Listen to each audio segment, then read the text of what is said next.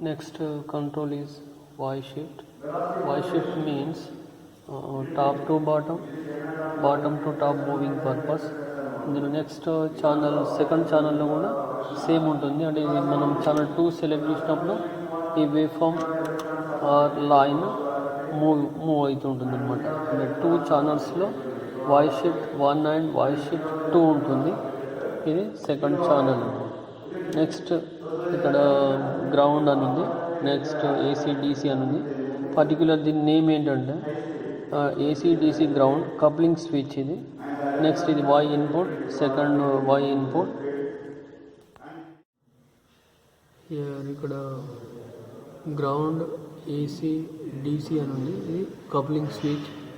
ఇందులో ప్రజెంట్ ఏంటంటే ఇక్కడ గ్రౌండ్ ప్రెస్ చేసినప్పుడు ఇక్కడ వేవ్ ఫామ్ ఏంటంటే 0 లైన్ సెట్టింగ్ అవుతుంది అన్నమాట. ఇక్కడ 0 లైన్ సెట్టింగ్ మీన్స్ ఏంటంటే ఇక్కడ పర్టిక్యులర్ ఎక్స్ యాక్సిస్ మీద positive quantity, next negative quantity equal value set చేయడానికి యూజ్ చేస్తాం. Next one is the AC mode and DC mode. DC mode press చేసినప్పుడు ఓన్లీ డీసీ సిగ్నల్ అబ్జర్వ్ చేస్తాం. అంటే X axis మీద వచ్చే పర్టిక్యులర్ పాజిటివ్ క్వాంటిటీ అబ్జర్వ్ చేయడానికి DC mode use చేస్తాం. ఇక్కడ ప్రజెంట్ ఏంటంటే ఏసీ మోడ్లో ఉంది. అంటే ఏసీ మోడ్ మీన్స్ ఒక positive negative quantity combination observe చేయడానికి మాత్రమే యూజ్ చేస్తాం. నెక్స్ట్ అటెన్యూయేటర్ కంట్రోల్ ఛానల్ 1 అని ఉంది. నెక్స్ట్ ఇది ఛానల్ 2.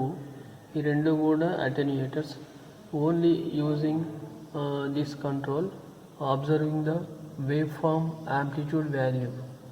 పర్టిక్యులర్ వేవ్ ఫామ్లో ఇక్కడ పీక్ వాల్యూ ఉంది 0 పొజిషన్. ఇది 1 2 3 4 5. అంటే ఈ peak to peak total divisions 5 ఉంది. ఇంటూ ఇక్కడ ఛానల్ 1 అని ఉంది 2 volts.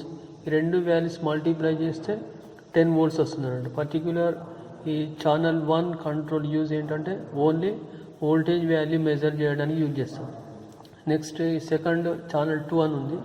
దీని ఫంక్షన్ కూడా సేమ్ అనమాట. ఓన్లీ వోల్టేజ్ వాల్యూ మెజర్ చేయడానికి యూజ్ చేస్తాం. Next one is the time base control. ఇది ఏంటంటే టైమ్స్ పర్ డివిజన్ అని ఉంటుంది ఇక్కడ. ఇది ఓన్లీ టైం పీరియడ్ మెజర్ చేయడానికి యూజ్ చేస్తాం. ఈ పర్టిక్యులర్ వేవ్ ఫామ్లో ఏంటంటే గ్రౌండ్ ప్రెస్ చేసిన తర్వాత ఇక్కడ లైన్ డిస్ప్లే అవుతుంది. డిస్ప్లే అయిన తర్వాత మళ్ళీ సేమ్ పొజిషన్.